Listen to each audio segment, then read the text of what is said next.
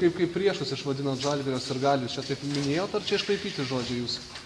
Nu, o kaip jūs galvojate? Aš negalvoju, aš noriu jūsų nuomonę, ką aš galvoju, tai nesvarbu, mes norim... Palaukit, sirgaliai dalis komandos. Kaip jie gali būti priešai? Bet kada jų tai ištraukė iš konteksto ir padavė. Kažkas tai padavė, tai kas apie šitą žmogų reikia išnykėti. Tai jūs paklauskit mane, kodėl sirgaliai ir priešai. Bet jeigu aklavietė ir būna į tautą aklavietė veda, būna į visą visuomenį aklavietė veda, nu tai normalu. Nenormalu. Tai kas taip daro, tai jo į paklausą.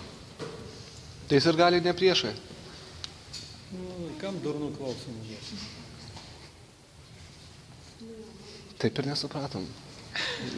Tiesą pasakius.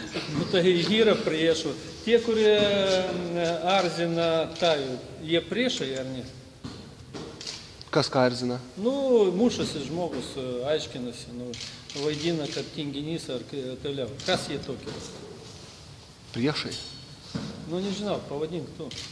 Tai čia provokatoriai, teisingai. Nu, tai provokatoriai ir tarp fanų, ir tarp jūsų visada buvo ir bus. Bet jeigu jūs kolektyvas, tai paimkite informaciją. Ne vienas nepaskambino, nepaklausė, o tu pirmas. Pirmas spausdina, paskui išeik. Taip? Taip. Taip. Goga atėjo, sako, ko tu atėjai? Aš su juo nešnekėjau, pasakė firma. Kada aš sakiau, kad Žalgiris firma? Никогда šito nesakiau. Вот susideda su lažybininkais, su vagiais, su visokiais. Gauna pinigus ir dezinformuoja. Tai duokit į teismą. Į teismą? Ką man neturi ką veikti? Advokatam mokėti.